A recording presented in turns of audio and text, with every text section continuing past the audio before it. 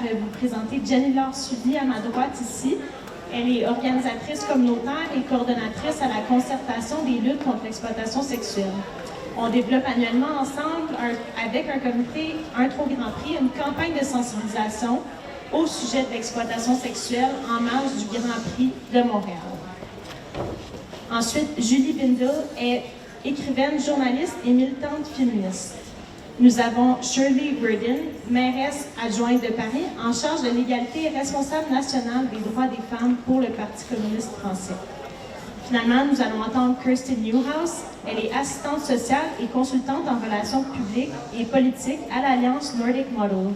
Elle est co-autrice d'une étude sur les acheteurs du sexe en Allemagne. Oui, l'ordre est changé un petit peu. Kirsten est à la droite de Jenny-Laure. Dans un premier temps, je vais inviter les panélistes nous allons les entendre parler du rôle des événements sportifs dans la marchandisation du corps des femmes selon leur point de vue. Donc, on va commencer par Jenny-Laure Sully, ici à ma droite.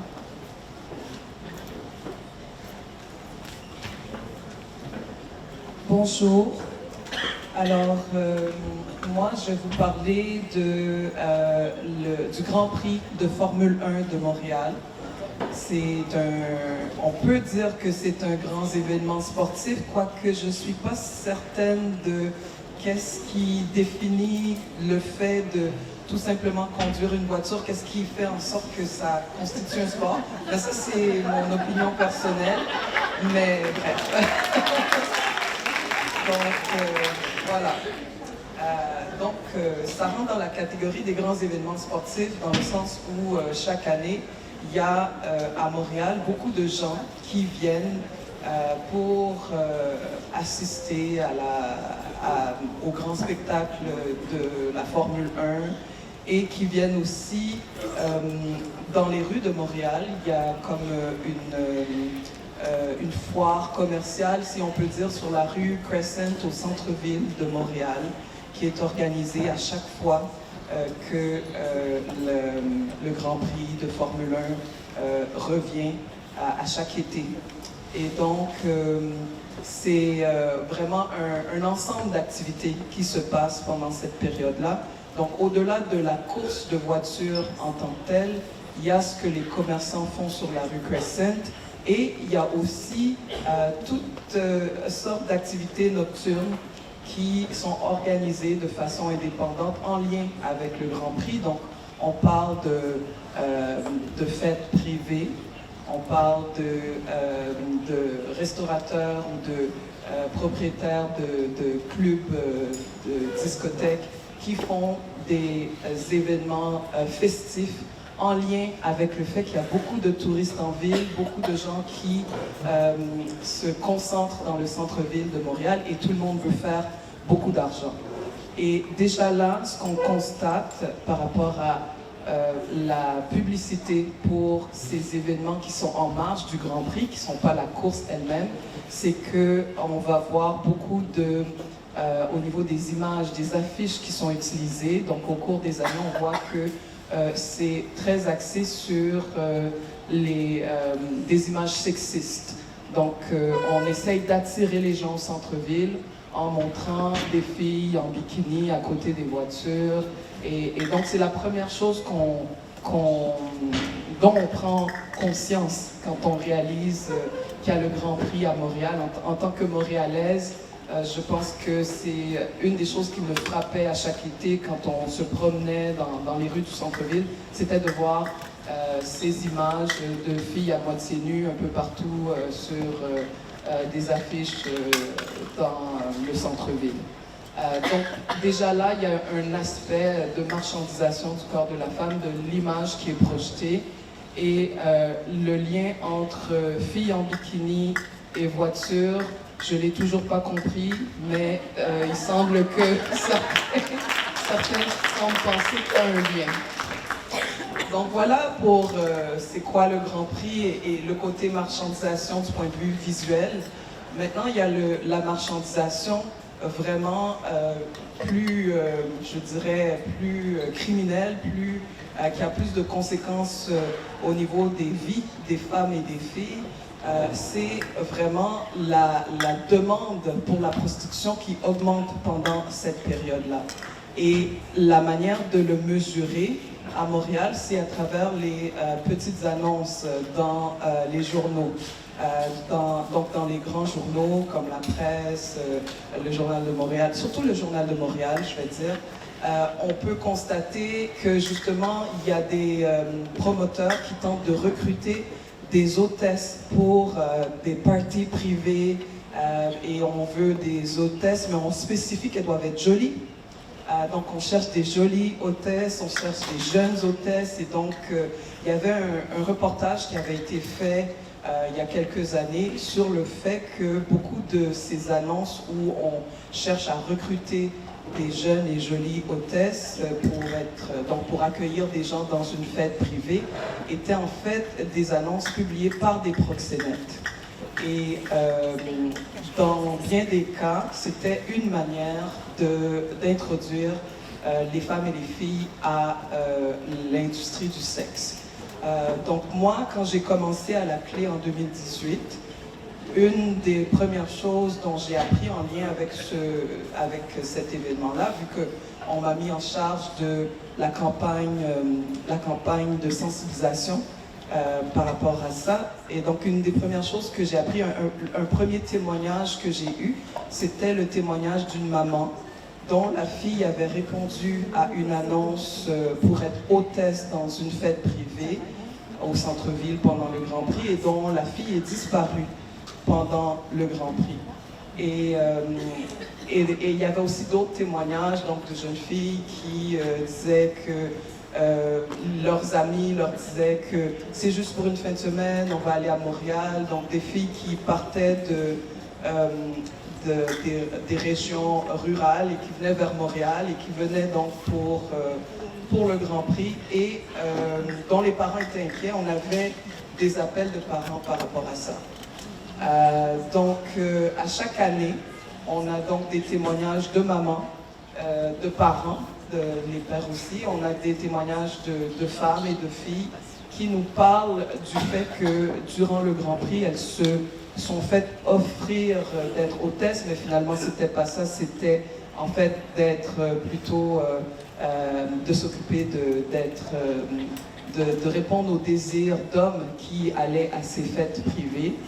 Et carrément, dans le cas de plusieurs, ça a été d'aller dans des chambres d'hôtel au centre-ville pour recevoir des clients de la prostitution. Et donc pendant 6 ans, ces témoignages-là se sont multipliés. Et chaque année, les médias nous demandent est-ce que c'est vrai qu'il y a vraiment de la traite ou de l'exploitation sexuelle pendant le Grand Prix? C'est remis en question, on nous dit ben, c'est des témoignages, mais c'est anecdotique. On se fait dire que c'est anecdotique.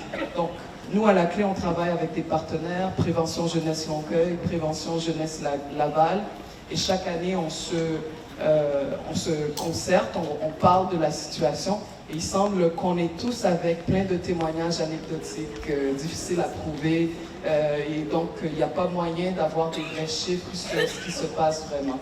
Donc ça, c'est une chose que j'aimerais souligner par rapport à la question de la marchandisation du corps des femmes, la question de la prostitution pendant le Grand Prix de Montréal, c'est que non seulement les médias remettent en question le fait qu'il y a réellement du recrutement, du proxénétisme qui se fait pendant cette période-là, mais on a aussi les pro-travail du sexe qui, chaque année, disent que c'est les abolitionnistes qui exagèrent, qui prennent quelques cas anecdotiques et essayent de nous dire qu'il y a un problème alors qu'il n'y en a pas.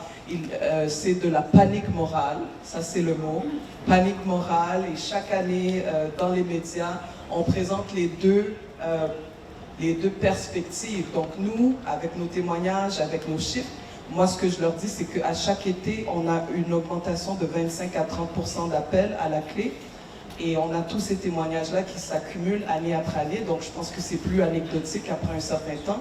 Mais de l'autre côté, ils n'ont pas de chiffres, ils n'ont rien pour prouver que, dans le fond, qu'on exagère.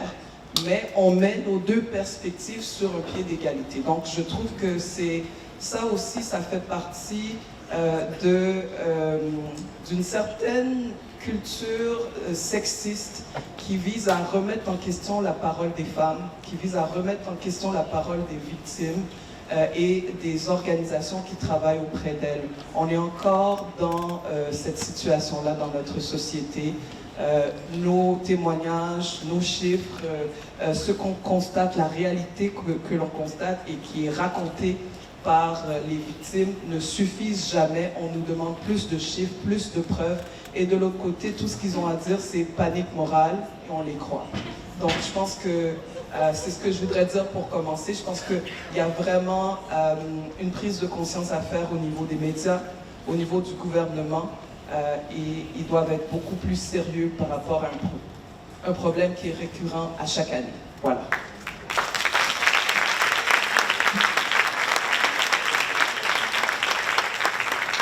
Merci, Jenny-Laure. On va maintenant passer la parole à Kirsten Newhouse.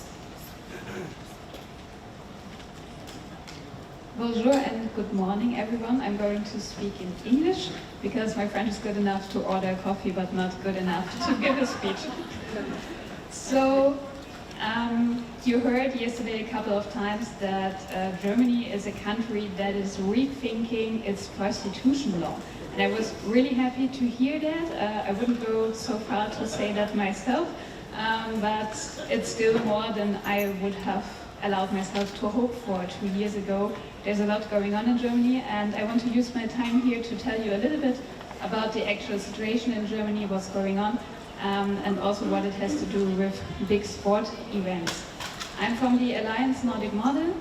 That's an alliance of around 30 grassroots organizations from social work, feminism, and churches also, who are all in favor and working for the implementation of the Nordic model in Germany.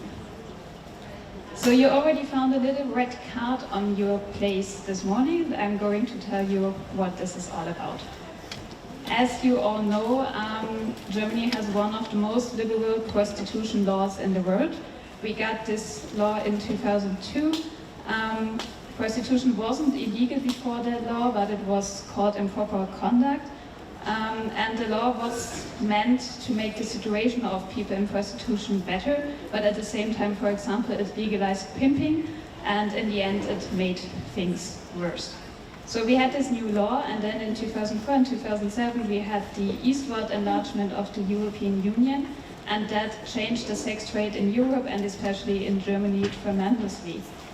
As I learned from Victoria, one of our great German survivors, the trafficking of Eastern European women to Germany started way beyond that, many years before, when I wasn't even born.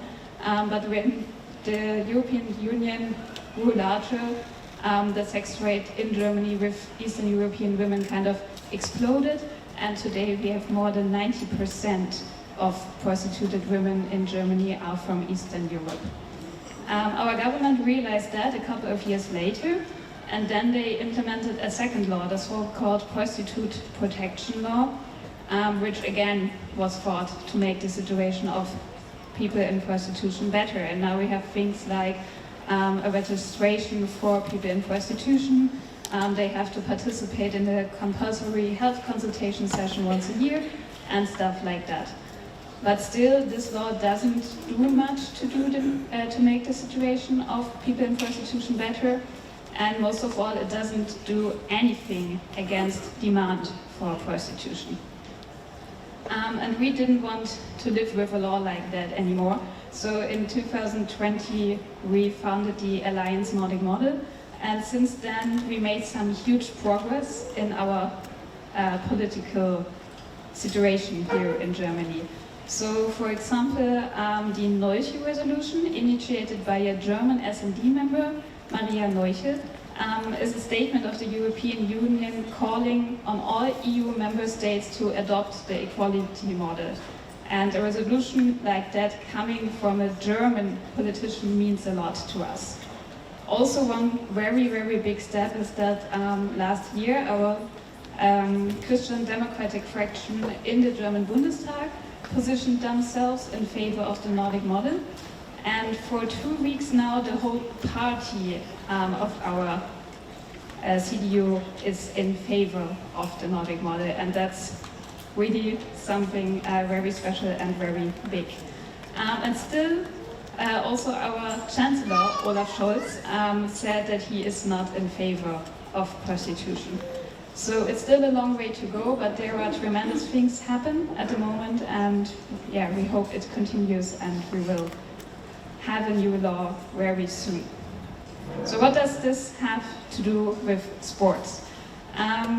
In 2006 we had the soccer or football, however you want to like it, we like to call it, World Championship in Germany, and there was a campaign against forced prostitution. It was not against sex buying, and the slogan of this campaign was "In and Out, say no to forced prostitution." In my opinion, this campaign was very cynical. So this year we have the European Championship going on in Germany from the 14th of June till the 14th of July, and we expect many people, and mostly men, to visit Germany for the European Championship, and so we expect much higher demand for prostitution during that time also. The UEFA published their own human rights declaration, but this declaration doesn't say anything about prostitution.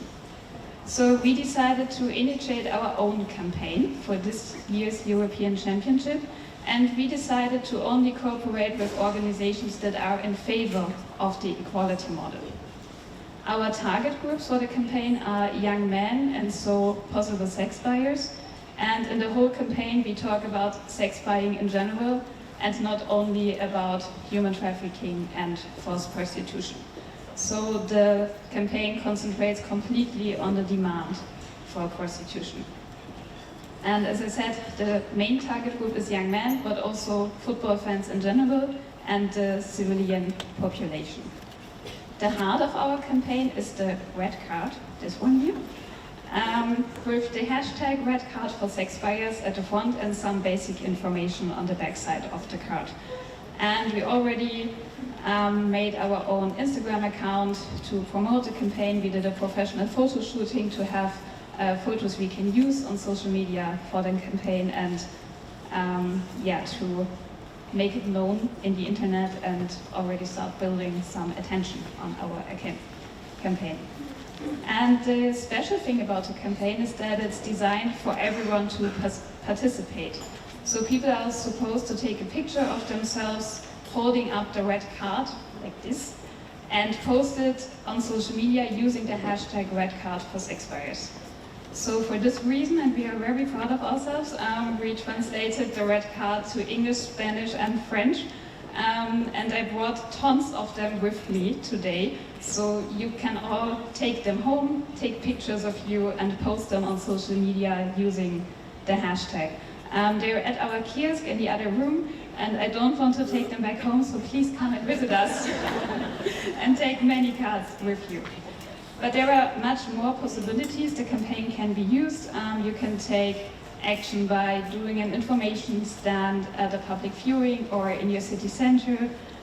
You can do a photo shoot, we did that in the city where I live, in a public space and ask people to take a picture of themselves and post it online, etc., etc. It's also very helpful to find allies like famous football players, members of parliament, the press, etc., and to invite them to be part of the campaign too. So behind me you should soon see our website. We have a toolkit on the website where you can download the red card in your language, also an information flyer with more information about how the campaign works. We have posters, stickers, by now only in German, but if you want to have it, we can change it very easily into your language. So please feel free to use the campaign. Feel free to contact us if you have any questions, if you need help with anything. We're there to support you with the campaign. And I really hope that with this campaign we can put some pressure on the demand in Germany from the inside and from the outside. And I'm very much looking forward to see many pictures of all of you on social media soon. So thank you for now.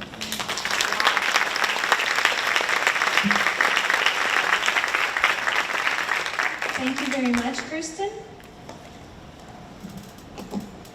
On peut poursuivre avec Shirley Burden. Merci beaucoup.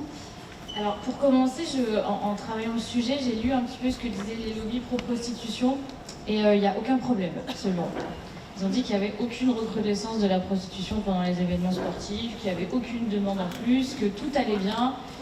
Donc on aurait pu faire autre chose ce matin, hein, il n'y a pas de problème selon eux. Mais paradoxalement, ils sont très agacés par les campagnes de sensibilisation qui sont menées. Et ils expliquent que ça cause des pertes de revenus considérables pour les femmes en situation de prostitution. Ce petit, ce n'est pas un paradoxe près, mais il l'explique assez clairement en 3 phrases. Donc voilà, je me suis dit que c'était bien de commencer par ça. Il n'y a pas de problème, mais ça les embête quand même beaucoup. Ce lien entre prostitution et événements sportifs, alors c'est évidemment la réalité observée à laquelle moi je ne m'attendais pas en arrivant ici avec ce Grand Prix de F1, et du coup je vais m'évertuer à relayer cette campagne en France à mon retour, et je voulais la saluer. Je partage aussi la réflexion de Jenny Laure autour de la problématique des hôtesses. En France, là on est en plein Roland-Garros, et avec la CGT et compris avec le Parti communiste, on a de nombreuses fois dénoncé la charte des hôtesses qui prône des stéréotypes sexistes, des critères de beauté qui sont excessifs et particulièrement, et en plus discriminants dans l'accès à l'emploi, puisque du coup tout le monde est censé pouvoir postuler à ces postes d'hôtesse, et des critères de beauté sont établis sur des bases stéréotypées. Donc la CGT s'est beaucoup insurgée là-dessus, et effectivement ces recrutements d'hôtesses causent des inquiétudes sur les propositions qui peuvent leur être faites après, puisque ce sont notamment des étudiantes précaires qui répondent à ces annonces. Donc là, on est en plein Roland-Garros, on est en plein dedans. À Paris, moi, ma première expérience de terrain sur le lien entre prostitution et événements sportifs, c'est l'Euro 2016, où la mairie de Paris avait mis en place à travers Hélène Bidard, qui était déjà adjointe à la maire de Paris en charge de l'égalité, elle avait mis en place une campagne de sensibilisation qui s'appelait « Le prix d'une passe n'est pas celui que tu crois », un peu sur le même modèle que la campagne de sensibilisation que vous faites, Kerstin. Et l'idée, c'était effectivement d'attirer l'attention des hommes sur les conséquences et les origines et les conséquences de la prostitution. Et donc, on avait diffusé nos flyers aux abords des fan zones, en plus évidemment d'une campagne massive sur les panneaux d'affichage de la ville. J'avais été assez déconcertée par la décomplexion totale des hommes qui venaient nous prendre des flyers en pensant qu'on allait leur donner des informations sur comment aller voir des prostituées, et qui nous disaient bah, si le prix c'est pas celui qu'on croit, c'est lequel. Et donc ça permettait, ceci étant dit, d'engager des discussions, ça c'est sûr, et d'aller au moins les chercher, et efficace dans le sens de venir les accrocher. Mais c'est vrai que ça m'avait marqué. Ça m'avait marqué, cette décomplexion totale, et puis ils étaient vraiment dans une dynamique de consommation festive, excessive, sans vraiment voir aucun problème. Mais du coup, une fois qu'ils comprenaient un petit peu ce dont on parlait, on les faisait un peu dessouler. Ça les dessoulait un petit peu rapidement quand même. Donc ça a son intérêt, et puis ça a son intérêt sur, évidemment, bien sûr, l'affichage public qu'une collectivité, qu'une capitale comme Paris peut mettre en avant dans la défense du modèle abolitionniste. Donc c'était important pour nous, et on répliquera ce type de tribune pour les Jeux Olympiques. Sur quelques éléments de réflexion sur le lien entre la marchandisation des corps et les événements sportifs, notamment sur le fait que voilà, c'est pas simplement au moment des célébrations, au moment des grands événements sportifs que les enjeux se posent, mais sur la pratique sportive même. On a beaucoup réfléchi à Paris sur la question, et on remarque quand on voit, notamment quand on pense les budgets genrés, quand on regarde comment sont construits les budgets et par qui ils sont fréquentés, notamment sur les équipements sportifs, on remarque que les hommes, les petits garçons occupent davantage et fréquentent davantage les équipements sportifs, et que donc les budgets des collectivités leur sont davantage affectés, et que ça construit un entre-soi genré autour de cette pratique sportive qui conduit à une toxicité qui se répercute bien sûr ensuite sur toute la chaîne du sport. Et ça, on s'est demandé comment est-ce qu'on pouvait l'enrayer. Alors il y a la mise en place de ces budgets genrés, parce que quand on voit concrètement quel argent public est mis pour telle fréquentation, ça pose question, et du coup ça permet de réfléchir avec les fédérations sportives à comment créer plus de mixité.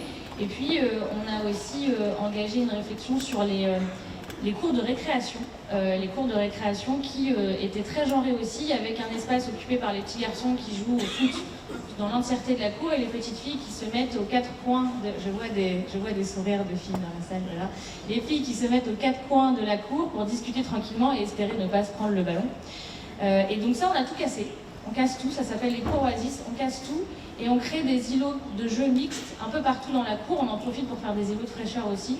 Et les directeurs d'école qui étaient pas très fans au début de la démarche disent en fait aujourd'hui c'est formidable parce que les enfants jouent ensemble et effectivement il y a davantage de mixité et on espère que du coup ça favorisera un autre type d'engagement sportif et de mixité pour leur construction d'adolescents et adultes. Donc ça c'est qu'un exemple parmi d'autres. Deuxième point, c'est la lutte contre la marchandisation du sport en lui-même. Les fédérations sportives sont des entreprises à but lucratif. Ça brasse énormément d'argent, et Jenny Laure le disait, c'est-à-dire que tout le monde veut sa part du gâteau, il y a énormément d'argent en compte. Là, les JO, je ne vais pas parler du budget des JO et de tout ce que ça implique, mais tout le monde attend évidemment d'avoir sa part du gâteau. Et donc cet enjeu de consommation, il se répercute sur le reste de la société et dans toutes ses dimensions, et y compris du coup sur la logique de consommation des corps, puisqu'on est en plus dans des performances exacerbées à dominante masculine, où effectivement les hommes arrivent, ils ont dépensé des milliers d'euros pour venir, pour se loger, ils vont dépenser sans compter, et donc ça fait partie, consommer des femmes, ça fait partie de leur expérience de fête, et donc il faut déconstruire tout ça, mais je pense réellement que lutter contre la marchandisation du sport en lui-même, et retrouver des sports plus populaires avec cette dynamique d'émancipation des corps et pas seulement de rentabilité excessive, peuvent contribuer à réduire les conséquences de ce lien entre marchandisation des corps et événements sportifs en eux-mêmes. Alors pour les JO, comment est-ce qu'on va les aborder à Paris ? Évidemment, donc on va réitérer les campagnes de sensibilisation comme je citais pour l'Euro 2016. On va continuer à former les agents de la ville de Paris pour qu'ils puissent intervenir avec le bon prisme de réflexion, avoir les bons réflexes, les bons repères et faire du primo-accueil. Continuer à financer les associations qui interviennent sur le terrain de façon massive. Relayer le plan gouvernemental annoncé par Aurore Berger qui comprend une cellule de cyber-enquête sur la prostitution en ligne avec une attention spécifique portée aux mineurs qui représentent 30% des personnes en situation de prostitution. Il y a aussi une convention entre la mission interministérielle pour la protection des femmes et la lutte contre la traite des êtres humains et les plateformes hôtelières, notamment Airbnb, pour signaler aux propriétaires les locations pour prostitution, et la MIPROF, donc la mission interministérielle, va former des équipes d'assistance pour Airbnb. Alors là aussi, ça énerve beaucoup les lobbies pro-prostitution qui ont écrit, je cite, ils dénoncent une application disproportionnée de la loi sur le proxénétisme. Je ne sais pas comment on lutte de manière disproportionnée sur le proxénétisme, mais j'aime beaucoup quand ils nous donnent eux-mêmes tout l'argumentaire. En fait, voilà, selon eux, on lutte trop contre le proxénétisme. C'est écrit noir sur blanc dans les articles de presse. Voilà. Donc cette proposition d'Aurore Berger, je ne suis pas toujours d'accord avec Aurore Berger, mais c'est une bonne proposition en tout cas. En tant qu'élue féministe, j'ai bien sûr une attention particulière à ce que la loi de 2016 soit respectée dans toute sa dimension. Et je rejoins ce que disait Claire Quidet. Il y a en ce moment, notamment dans la préparation des JO, une logique répressive qui est faite à l'encontre des personnes et des femmes en situation de prostitution, avec un renforcement des contrôles d'identité qui n'est pas du tout en accord avec le développement de la loi de 2016. Moi, à mon titre personnel, en plus, étant élue communiste, je suis évidemment pour la régularisation massive des femmes en situation irrégulière, et je pense que c'est un vrai vecteur pour les protéger qu'il faut le développer. Donc moi, en tant qu'élue à mon échelle à Paris Centre, je veille à ce que ces contrôles soient réduits au minimum et qu'on puisse justement être dans l'esprit de la loi de 2016 en leur octroyant des titres de séjour. La commission dédiée à la ville de Paris est évidemment une des plus volontaires de toute la France, hein. Ça ne sera pas une surprise, mais il faut pouvoir déployer aussi cet état d'esprit de protection et pas de répression, puisque c'est aussi là-dessus que les lobbies de prostitution insistent. C'est là où ils tapent pour faire mal en disant mais vous voyez, les prostituées sont contrôlées toute la journée, etc. Donc vous êtes contre les abolitionnistes, vous êtes contre les prostituées, etc. Donc il faut être particulièrement vigilant à ça et rappeler quel est fondamentalement l'esprit de protection de la loi de 2016. Donc je ne redis pas ce que Claire Quidet a dit, je le partage à 100%. Et puis je suis élue à l'égalité, mais je suis aussi élue à la protection de l'enfance. Et je fais le lien entre les deux. Renforcer la loi de 2016, à mon sens, c'est aussi donner plus de moyens à la politique de protection de l'enfance. On sait que l'aide sociale à l'enfance et les structures d'aide sociale à l'enfance sont des lieux de prédation, des lieux de recrutement, que les jeunes filles et les jeunes garçons aussi qui sont pris en charge par l'aide sociale à l'enfance sont des personnes vulnérables, qui sont des cibles des réseaux de proxénétisme et des proxénètes, notamment là par exemple sur des événements sportifs comme ça, puisque du coup ce sont des enfants qui sont à la rue à la sortie de leur prise en charge, mais même pendant leur prise en charge, ils peuvent être soumis à ces cibles. Et donc en ce moment en France, il y a une commission d'enquête sur la situation de ces enfants qu'on appelle les enfants placés, avec un comité de vigilance qui s'est mis en place par des jeunes enfants, des anciens enfants placés qui sont auditionnés en ce moment pour parler de cette problématique. Et donc je voulais leur apporter tout mon soutien aussi, parce qu'il ne faut pas les oublier et faire ce lien entre la protection de l'enfance et la lutte contre la prostitution et le modèle abolitionniste est évidemment extrêmement important.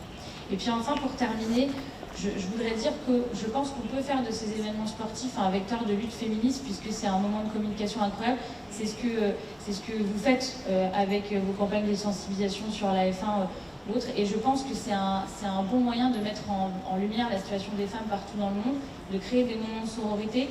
On a eu une ministre des Sports communiste qui s'appelait Marie-Georges Buffet entre 1997 et 2022, et elle a créé une association qui s'appelle Femmes d'ici et là-bas.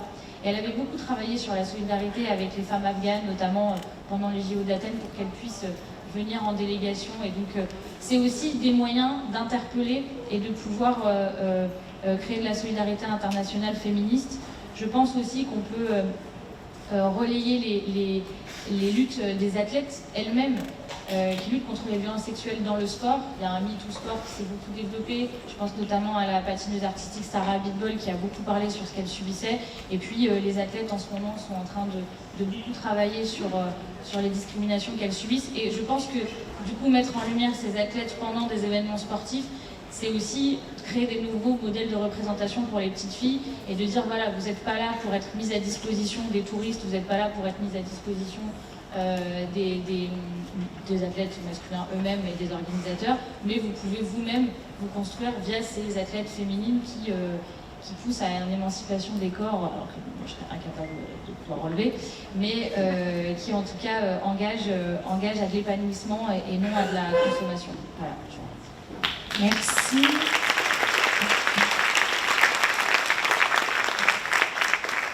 Je tiens à rappeler aux panélistes que vous allez avoir un deuxième tour de parole pour faire du pouce sur la question. Nous pouvons maintenant procéder avec Julie Bindel.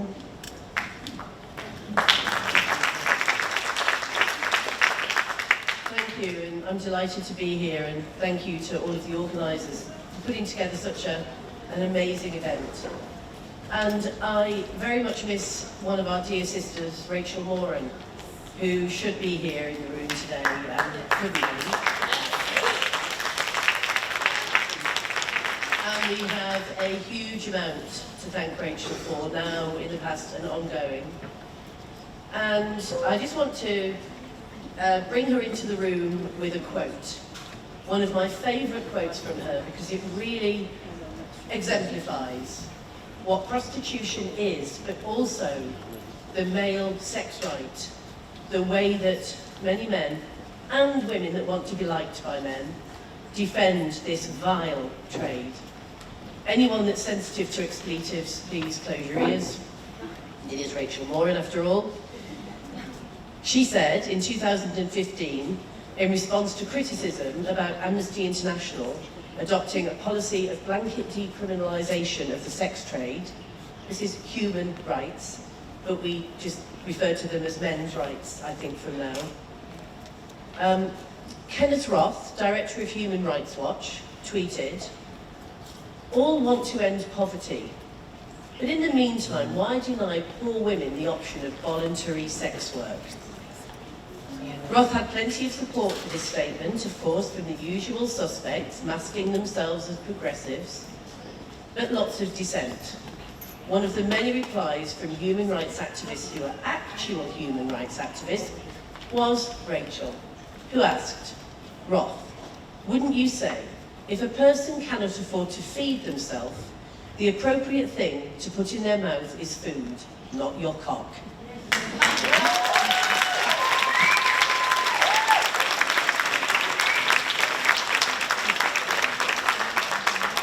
Now, forgive me for not speaking an awful lot about sporting events because my colleagues on this panel have given us lots of detail, and I think that we've heard really important, useful information. And I want to speak more generally about how men feel entitled to do this, to buy access to the inside of women's bodies. And so I think it's important to look at the challenges facing our movement right now. And I speak very much as a feminist. And everybody has the right, all of you in this room who may not be feminist, may be critical of feminism, may approach this from a different angle. We appreciate you. But my view is, unless you actually look at the system of prostitution from a feminist perspective, we will get nowhere. Because this is rooted in male dominance, it's rooted in patriarchy, in the oppression of women and girls, and of course none of it is innate. Boys are not born programmed to abuse women and girls, and we are not born to be victims. So this is challengeable. And one thing I love about the women's movement is that we are the most optimistic movement on the planet because we do not believe that it is inevitable that men do this. But let's have a look. Let's just have a look at the support and the help that men are getting from all kinds of unlikely quarters, you would think, in order to pursue the buying and selling of our bodies. And in fact, if we look at Kenneth Roth, we see him as a so-called progressive liberal, and yet he is deciding that brown women in countries in the global south, desperate women who can't feed their children, should be sexually abused for money, so should be paid for rape. And he is a wealthy white man, and I think that speaks for itself. How dare they call themselves human rights activists? And how can we look at what is happening in large sporting events when buying sex is so normalised in so many contexts? Even before we get to the World Cup or the Super Bowl, let's have a look at sports bars such as Hooters. Right, you have them in North America, right? They're here in Canada. We have them in the UK. I think one of the most miserable evenings I ever spent was going to Hooters in the northwest of England and having to pose as a regular customer and eat the food, right? It was a human rights violation. And I was looking around at these men watching sports on big TVs whilst young women dressed in bikinis and sometimes with wet t-shirt competitions thrown in and being sexually harassed by these men for the minimum wage. How do we expect that these men are going to be critical of themselves or their friends going to a brothel during a large sporting event? They add a brothel visit to their sporting event because they can, because it's seen as a leisure activity. These men dehumanise women, nobody stops them. We've now got so-called progressives and leftists, and most people in academia right now saying sex work is work. They hold the women in front of us as a smokescreen and tell us this is about the rights of women. The man becomes invisible. And this has been going on for decades. I came across this in the early 1990s. Many of you will have come across this earlier, where the women are the ones that speak for the pimps. And we all know the horror because our colleagues have given us the detail about what happens at these events and about how governments and police officers fail to interject. I live near the Arsenal football stadium, which is a huge, popular Premier League stadium. And I wasn't surprised to discover that in the immediate area surrounding this stadium, there are a number of apartments used as brothels. This isn't just about these events such as the Olympics, where we've been told busloads of women are being trafficked in from other countries. All that happens when we say that, excuse me, is that we give an opportunity to the pro-sex work lobby to say, no, there's no evidence. What do you mean? There's no more women than there ever was, because these women are invisible. They're already there. And so we need to look at local sports facilities where men will drop in to a brothel, licensed as massage parlours, licensed as nail bars. I don't think many of these men go for a pedicure or a manicure, do you? And yet they're licensed. The police do nothing about it.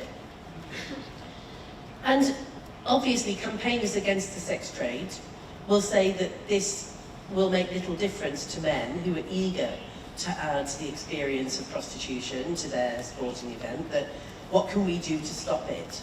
We can just educate them, encourage them to be ethical Johns, which is what happened in my country in 2006 when British men were travelling in their droves to Germany for the World Cup.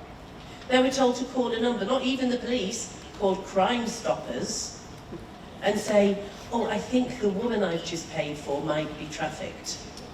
So many things wrong with that. First of all, he's already abused that woman. Because, trust me when I tell you, they don't look at this distressed woman and decide, no, I won't do that. They fuck her first, and then they might call Crime Stoppers. And do you know what the majority of them say to Crime Stoppers? I could take her home and look after her. And then let's have a look at the word trafficking. What does that even mean? I mean, I never use it.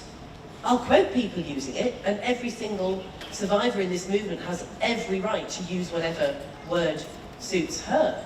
But trafficking is a process. It's international pimping, it's local pimping, it's paid rape. These men are not traffickers, they're pimps.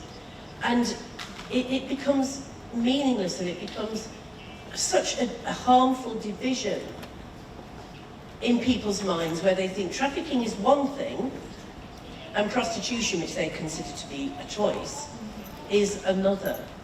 And that's why all of these academics, international agencies, pro-sex trade advocates say, when these feminists are hysterical about the levels of trafficking in women at these events, we can show that there's no evidence. We don't need this evidence of busloads of women coming in. We need to recognise that the local brothels are inhabited by women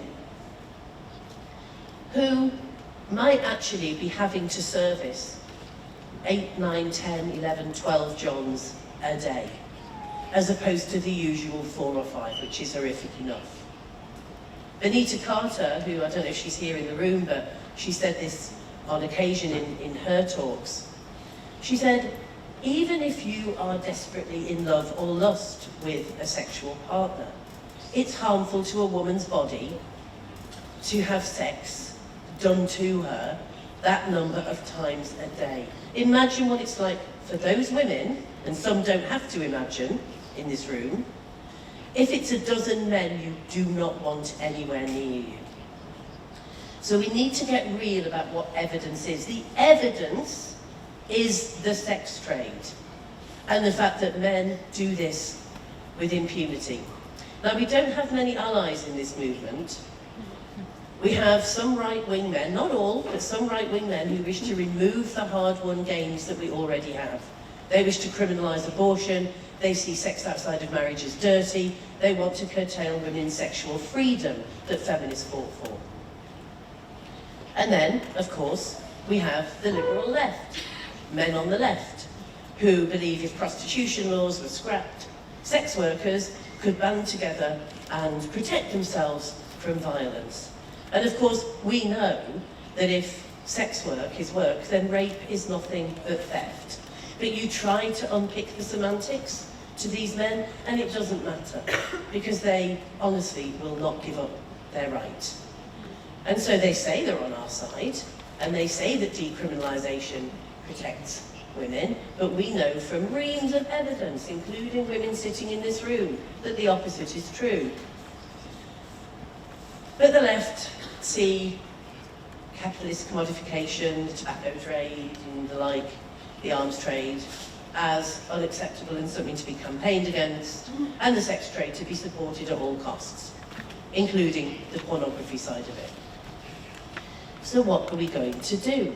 Because we also have, in a Trojan horse, we also now have activists who are the same people as the sex workers' rights crowd.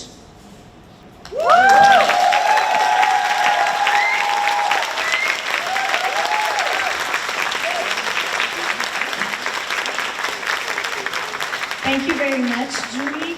Avec seulement 5 minutes restantes au panel, j'aimerais entendre rapidement les panélistes sur la question suivante. Quel est le facteur commun, selon vous, dans le fait que les grands événements sportifs créent cette demande-là ou pourraient créer la demande de services sexuels? Donc, rapidement, si vous avez un petit mot à dire sur ça.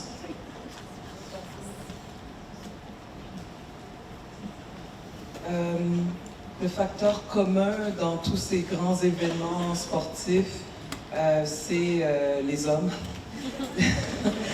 Les hommes qui se réunissent en grande quantité dans des villes et qui oublient qu'ils font partie d'une société et que dans une société, il y a des droits.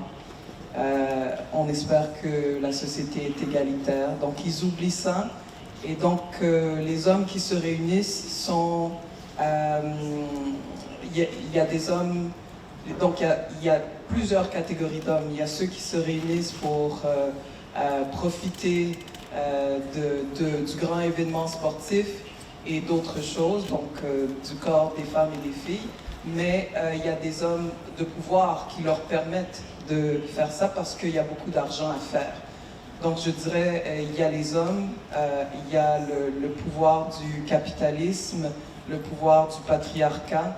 Donc il y a des systèmes d'oppression qui sont entretenus et maintenus par ces hommes-là. C'est le facteur commun.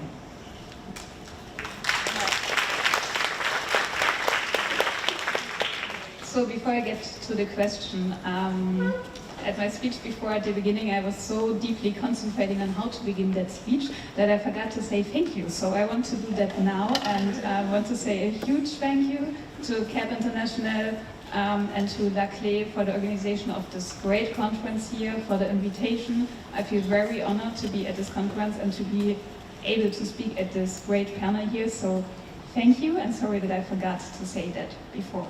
About the question, so in Germany especially, our main reason for the high demand for prostitution at sport events like the European Championship is the normalization of sex buying and of the system of prostitution. So I want to give you a short example. We tried to find allies and cooperation partners for our campaign, and we reached out to well-known soccer teams and to politicians on federal and town level, etc., etc. So we tried to find different allies and cooperation partners, and sometimes we didn't get an answer at all. But most of the time we got answers like, oh, that's a great campaign, thank you for doing that. Unfortunately, we can't support you because your campaign is too political. So if your campaign would be about human trafficking only, we would very much like to support you, but unfortunately we can't support a campaign that goes against sex buying in general because that's too political and we won't do that. Another example, as I told you, we created a very nice social media account and we try to spread information about prostitution in Germany, about the sex trade, and we do very nice posts where we explain the situation, we share facts about the prostitution system in Germany. And we did one post where we explained that most women in prostitution come from communities that are very vulnerable. So as I said, in Germany, especially women from Eastern Europe. And then we had a sex buyer publicly commenting on Instagram, where everyone can read it, that it's so great that these women from Eastern Europe are here in Germany and that he loves it, and that it's so great that the man can try all these different nationalities. So it sounded like he was speaking about food and the food market, where you can try different national dishes. So that's still the situation in Germany, that you can't criticize sex buying publicly, and that sex buyers feel so on the right side of the law that they allow themselves to comment stuff like that on our social media posts. So as long as we don't change our law, and as long as our law says that prostitution is a profession and that sex buying is normal, we won't be able to make clear that sex buying is problematic in itself, because as Germans, most of the times we believe in our law and we like it most of the time. So as long as our law says prostitution is a profession, we will never be able to tell our young boys why sex buying is a problem, and that's why we have to change that. Thank you.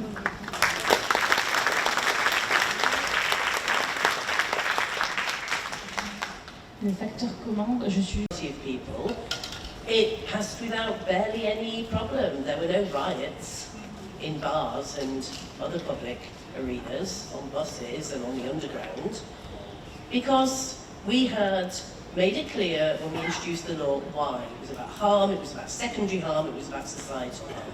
And this is the only way that we can do this.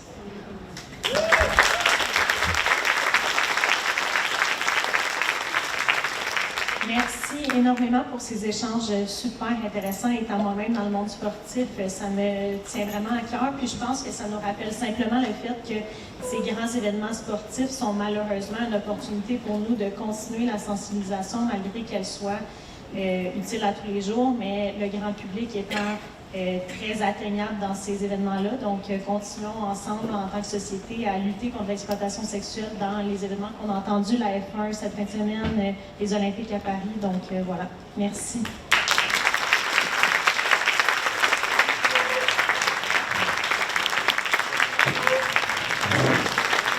Thank you.